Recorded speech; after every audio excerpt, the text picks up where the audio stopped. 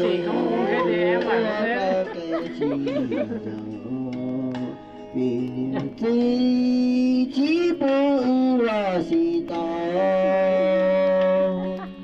cho bao tia ra đâu chị không muốn để em ủng hộ. Đấy chị bảo đấy, nhà lò hái đi à? Có tên nhà lò thì họ chỉ bảo này, nhà lò. Hạt nhớ là nhà lò.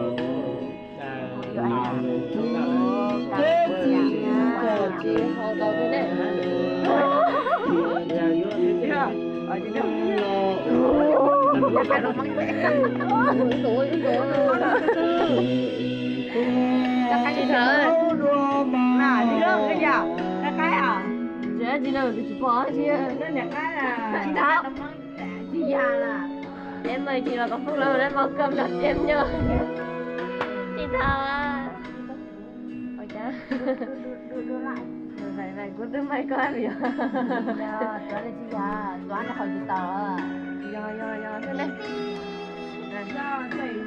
cầm lên đi em mỏi tay lắm rồi đấy nhanh lên em nhớ cũng có cả kìa nó nhanh đi chị thảo thì anh vào đi nhá 이전에 그 쌈밥 저기요 진리 이제 논리는 자 하나는 저 서울시다 지역 내줬다 봐. thế vào đi nhá không biết ba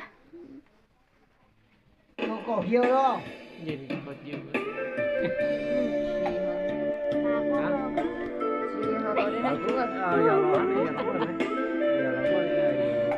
Giờ mấy người tự họ cháu chị à? Thế của chị họ tao thế nào? Cha em Phương anh thật sự là không uống được, không cảm, không uống được thật.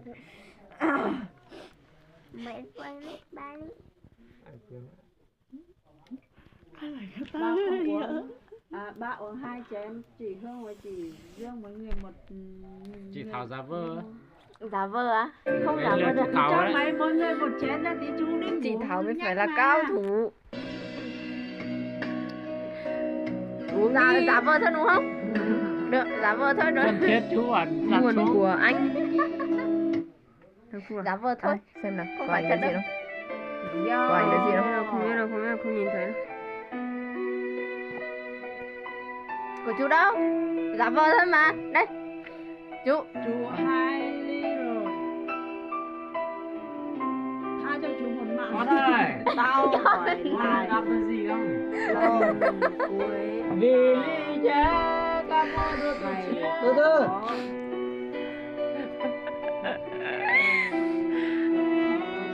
Tay ấm tao không. Chị Thảo chị tao được cái. quá dông đi. Tòa chú ơi tí hát này dạy cháu hát cả uống đêm cái cả gì? ngày hát bình thường Gì luôn. đang mời đây? Gì đang mời đây? Đến đầu tiên. Không được thì bảo một chú để chú thay thế. ôi chú Thành á uống hai rồi hai rồi cháu thôi. Họ uống đi. đúng rồi Ôi ôi chú ngoài Thành thì cái chú chuyên nào nữa. Lò về. chú Thành cái Bên chiếm mặt cứ ra. Cái gì cũng cắn. mua cái nó gì hát đi Karaoke bên kia thì chú đi. hát đó Hát cái này rồi. Nối cái kia tí họ lên cuối mà. Không có chỗ nào. Con ơi. Dạ. Thế này rồi. đó Không mời nhau. thế là Buồn cười nhỉ. thôi cháu hát bài này là ôi chú đó thì cháu ôi sau chế sau Này biết đây là thằng nào? cái gì ơi chú đó để cháu nó có cầu xìa ôm lì nó Nó thành lâu. Nó thành mua 2 triệu nha. Thành lâu. Dành. Chén đầu tiên. Sao nó kéo tóc của chị vậy nha. đúng rồi Đấy uống như thế này mới phải là uống. Uống đi Thảo ơi. Chị Thảo nó lên đây, chị Thảo thì Thảo này tao nhà chế. Họ với chị thì Thảo cô nó nhắc đi không học quá. Ôi gì trời. Cái điều này. Ba đúng là đỡ hết cả. Ba hỏi con thấy nhiều chưa? Đấy, hết đi. Dạ. Ăn lên lên Từ gì nữa? tay của bạn. Đưa ra. Mày giảng ba, mày giảng ya. Ba nó xịu nè. Ba này cô hồ đó, cô mà xịu rồi. Ba nó xịu. Cho nó mẹ. Vì có chia ly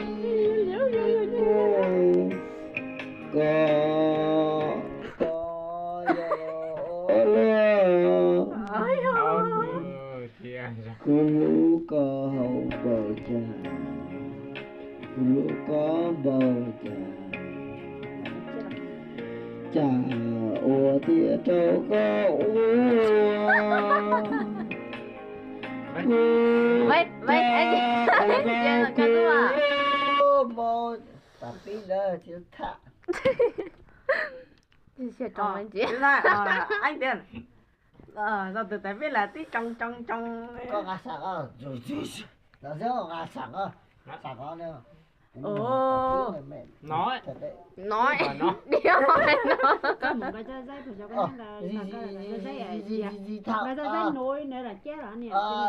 Trời ơi. liễu Cái dây nối liễu cái dây nối quá mẹ tao bực thế đấy tao hát hay mà này liễu hát là rồi cô hát mình bò gì đó xả thứ đó anh nhé bữa. anh ấy bừa Đá đập tay nó là nó đi hát tỉnh gan đập cho nó không được kể đó nó từ thầu cũng chê là âm ly của chú vứt không kia. Còn con đang ta nó hát à. Power off. liễu à Bluetooth. đó Vứt được một năm âm ly vứt được một năm mình được. Không nói gì tặng. một cái đây nào cha hỏi mẹ bí Bluetooth connected. bí mẹ hai cái này chú hỏi biết chú ta học cũng là có hành cảnh Dạ, nha chú đang có mời đấy. Mà uống được chú đang mời đấy. chú học Cái cha này. Đấy chú chén của chú đây. Chú nói chú. Tháo kia ra đi, chú cầm chắc. À chú mày bảo mày định đi nghe là chú gọi là cái gì phía Vậy Bắc chú còn cạch huyện Phú Lương tỉnh Thái Nguyên. Cái này là Thái Nguyên. yêu đến cầm nơi đến chốn.